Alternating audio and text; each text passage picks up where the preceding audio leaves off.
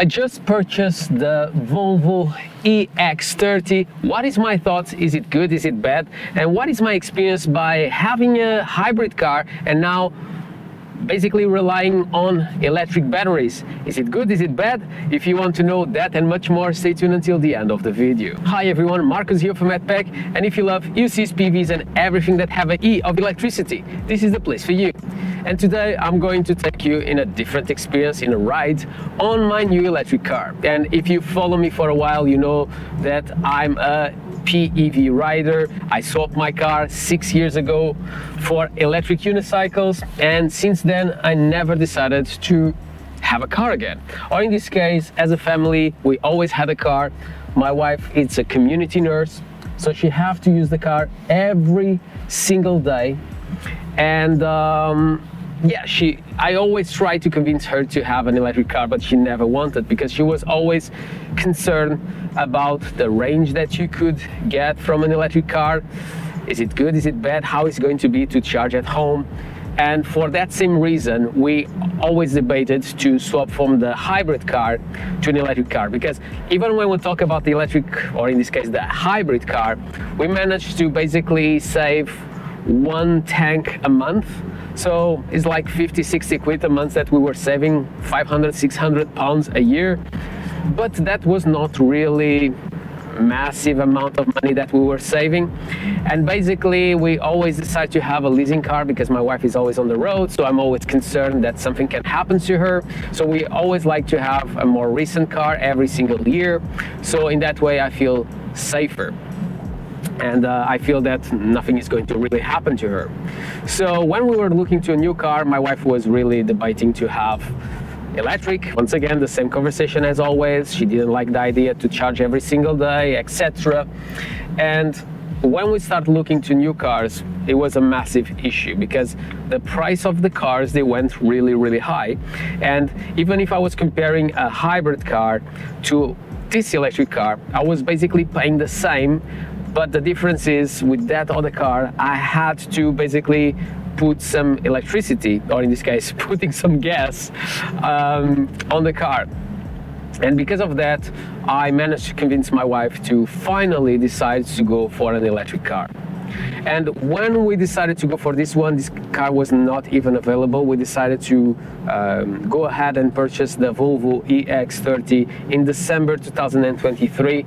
It took a long time to get the car. It was really painful. But finally, in August, more or less, the car arrived. And we've been very pleased to be an owner of an electric car. And it's not all perfect. I will try to cover it on this video, but there are things on this car that are really annoying. But when we talk about driving, it's super comfortable. It's super zippy. Something that I don't like so much is when you put the signals to turn. With my experience with my Volvo V40 Cross Country, I was used to put the signal, and when I was turning to one of the sides, basically it will stop it. But here is more the times that I have to stop it than the times that I don't have to stop it. So something that really upset me in this car.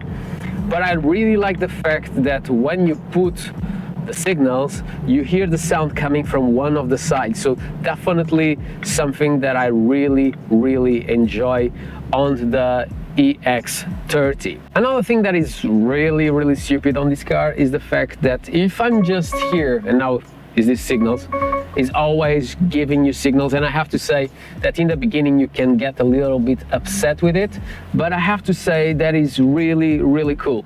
And for experience, because I had one time that I was in a roundabout, I look it, there were no car coming, and suddenly was this maniac just going super crazy, and I didn't notice because I have just looked, there were no cars, and I was going to go in, and suddenly the car have done this sound and alert me that someone was coming in. But all these signals, they are not really accurate. So one of the other signals that you have when you are driving this car that it really irritates me is the fact that if you are basically hearing some songs and you are basically singing them, you'll be opening your mouth, imagine, for a long period of time, and the car thinks that you are tired.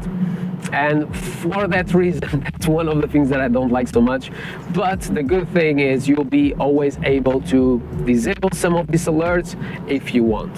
But it's not a deal breaker, if it makes sense. So definitely not a big issue for me. I saw a lot of guys saying that it's really uncomfortable to see how fast I'm going because it's not really in front of you, it's more towards the side. But after a while, and after a couple of weeks to have it, I have to say to you guys that it's so much easier to look there. Obviously, it's different because it's something that you are used to just look down. But because those numbers, even if they are a little bit more towards my left-hand side, but because they are closer to the screen here, so to the glass in front of me, I don't have to move so much my eyes to see how fast I'm going because those numbers, they are closer to me, they are not in the center. So it's easy for me just to look to those numbers and see how fast I'm going. So definitely a plus, something that doesn't bother me whatsoever. But one thing that I don't like so much is the fact that this steering wheel, I can't drop it a little bit further down because I really like to have my hands on my lap and have my hands on the steering wheel. I can't really do that on this one, so something that I don't like. But the armrest is super comfortable. Something that is not really normal is to find this armrest so much towards the front, because for people like me that we are really short, normally that armrest is more towards the back. So definitely a plus, something that I really like in here. And the cup holders here, they are insanely big. The storage in this car is insanely big, and even if it's a small car, don't get me wrong, but it's a small car, you have plenty of space because obviously they remove all electronics from the doors, allowing that the space that you have inside the car is wider and larger. So definitely a plus, something that I really like on the Volvo EX30.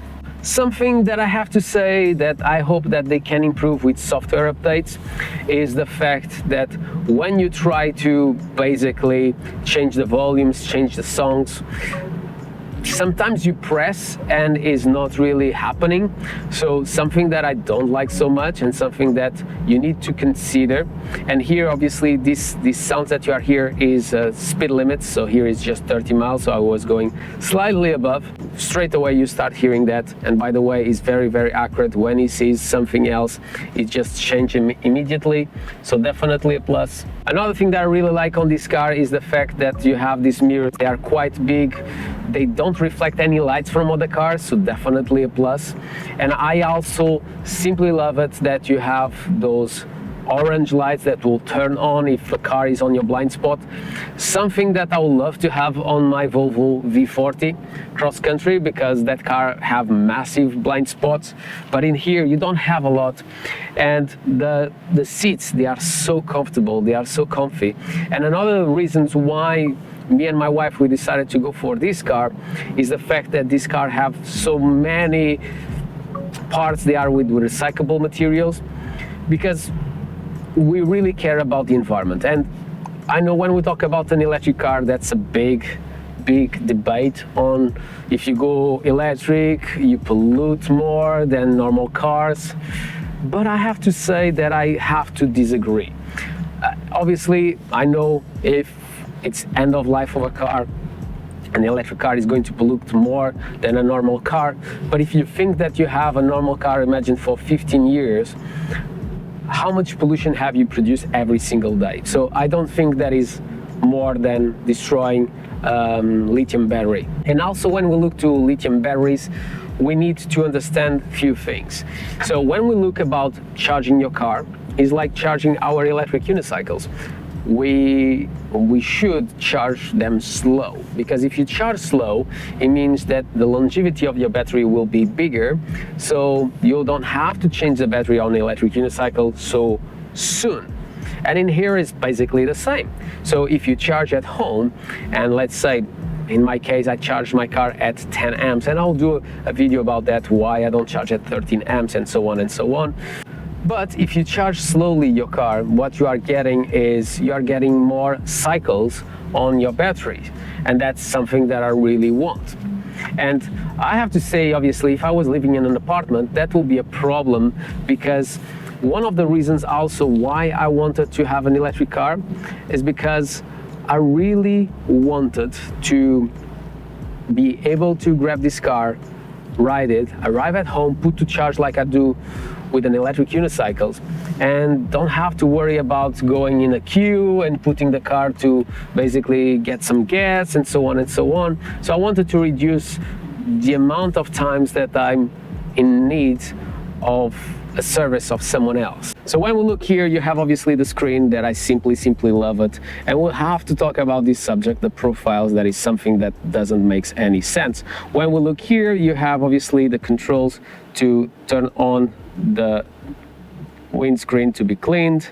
If you press on the top button, it's going to give you some water on the front, and if you press the bottom one, it's going to give you for the back. Okay, and we'll talk about the back because it's good, but it could be better. Well, look here, you have the SOS button, you have obviously here to put the 4 lights turning on, and you also can talk directly to Volvo if you have a problem, so definitely a plus. When we look to these buttons, they are touched, is to turn on your lights, and also you can turn the maximum heat here, so definitely something also that I like, that you continue to have some buttons everywhere on your car. In here obviously you have your vents, and they are very easy to use, but I'm just concerned how long they will last. Like I said during this video, the space that you have here on the doors, because you don't have speakers, nothing, is so big. You have so much space to put all this crap from my wife, so plenty of space. And even when we talk about space, in here in the middle you have plenty of space, and you have these 2 cups that you can close this part and have all this access. And even here on the bottom you have more space that you can access to, and definitely a plus. Another thing that I love about the Volvo EX30. The pillar, it doesn't going to cut you any visibility, something that happens to me in other cars, but in this one you definitely don't have a problem. But let's talk about one of the most stupid things that happens on this car, is when you need to turn on your car, and if you have the card, that to be honest, you'll have to use it all the time, and I'll explain you why. When you put it in here, is also the same spot to charge your phone. So normally, if you put your key, you have to turn on the car and saying that you are going to drive. So change it to drive mode, and now obviously is now in drive mode, and now I can remove the card and put my phone to charge. So something that I don't really like, and sometimes I had issues to start recharging my phone. It doesn't happen with Android, but it happens with iPhone, so I don't really get it. But not everything is perfect, and as you can see, I have Apple Car here, and it's saying no device connected. But if you go to Bluetooth, you can see that my iPhone is connected, and if I go to my settings, you can see that the Bluetooth is connected. So it's still not working fine for iPhone users, but for me it's not a big deal, because I have my Google Maps that you have installed on your car, and you have internet for 4 years included on car price, so you don't have to pay anything, and you always have internet, so you don't have to rely on your phone. So definitely something that I really like on the Volvo EX30, but I simply hate the fact that multiple times this happen, or like I said, it doesn't charge my iPhone. So the EX30 is still not really compatible with iPhone. When we look here, obviously you have your speaker, and I have to say to you guys, it's simply amazing. The sound, it's perfect. And in the beginning I was a bit concerned that obviously I don't have speakers on the side, it's just this, but it's the same as seeing a film and you have like a sound system on your living room, so it feels like that. And because the speaker is in front of you, the sound is very in your face, so definitely something that I love about it. But not everything is perfect on this car, and this is definitely the one that I hate the most, because when you finish to ride with your car, you have to close it and you just have to go away from your car. But imagine yourself that you will be basically reaching from this side of the car, and if you have to do that, you don't have the pillar on the right side. So imagine that it's raining and your wife is just running to the car. She have to wait until you go through the other side to be able to open the car for her. And you can say, Marco, but you have also the other key that when you come closer, it opens. And yes, you have, but there is a big problem for it. Is the fact that many times that key doesn't respond, so you always have to have this card with you in case that key doesn't work. So yeah, they could do better. But one thing that I simply love about this card is the fact that it fits inside my wallet. So in other words, if I don't know, or if I'm searching for my wallet, I'm also searching for the keys of my car, so definitely a plus. When we look to the back, I simply love it that is electric, so definitely a plus. But if I shake my leg under, it doesn't react. So definitely something that I don't like. You always have to press it in here, so definitely not the best if you have a bunch of bags on your hands and you want to open. It will not be possible to do with this car. Ignore all this mess. Like I said, my wife is a community nurse, so she needs a lot of stuff here on the back. But the back of this car is not massive, but you have plenty of space under, so you can put a lot of stuff in there and trying to allow to still have a bit of space in here, so definitely a plus. So when we look here on the back, you have plenty of space, and here you can really profit of this roof all in glass. And even if you are big, you have plenty of space for your legs. I'm not touching in there. Obviously, I'm not really big, but it's just to point it out. And the space, the seat could be a little bit higher, to be honest, but it's not the worst that I've tried. But one of the things that you need to consider is the seats on the front. They need to be lifted slightly to allow to have some space to put your feet under. Otherwise, it'll be a bit uncomfortable to whoever is sitting on the back. Also, you have in here some lights to turn it on to be able to read a book, so definitely a plus, something that doesn't happen in every single car. Here on the middle, you have your controls to open the windows and USB-Cs to basically charge your phone. You have here some space to put your phone, and also you have easy access to this little pouch. You can put your phone in here, so definitely a cool thing if you don't want to have it on your pocket. And obviously it's quite deep, so you can put some books and stuff like that. So another thing that I really like about this car is all the cameras around the car. I feel much safer to drive and use my car as a extra help to make me safe on the road, so definitely a plus. I have to say that overall I think the car, it's a success. It's gorgeous, it looks amazing. Majority of the things are positive. Obviously there are things they are negative and they are annoying, but I can definitely live with it. But I think that Volvo, with some updates, they can do better. One of the things that really upset me and makes me love this car is the app, because I can track if my wife is okay, because like I said, it's not to track where she is, but it's just to be sure that she's all right, because she's always on the road. So definitely I love the fact that I can see where the car is, if it's closed, if she's driving, if she's at the office. So it gives me some reassurance that she's all right sometimes when she doesn't answer me the phone. So definitely another extra that I love, but it doesn't allow you to, or it may allow yet, but because we had problems in the beginning, I decided to, and we decided together to don't install on the phone of my wife. So you have an app that you can obviously put on your phone and even turn on and turn off the heating. That I have to say, it's amazing, but when you are at work, it will not work. At least I didn't manage to put the heating on the times that I tried. So maybe something to consider about that Volvo do better. Maybe is the connections of Volvo here, and I think the service of them is Vodafone, and Vodafone in the UK is not amazing. It's definitely something that I like, but we didn't try to install on the phone of my wife anymore because of the issues that we had. Because when we tried to connect on her phone, basically disconnect my phone from the app, and we were not able to connect it again for a couple of weeks.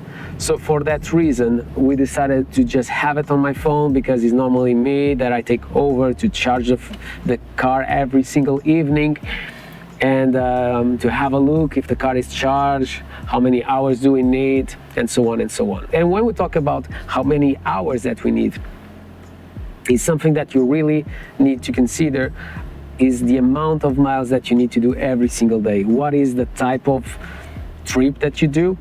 For us is more than enough. So my wife do what, 50-60 miles a day, and she basically run the battery towards like 60 something percent, even sometimes 55, 54, 53%.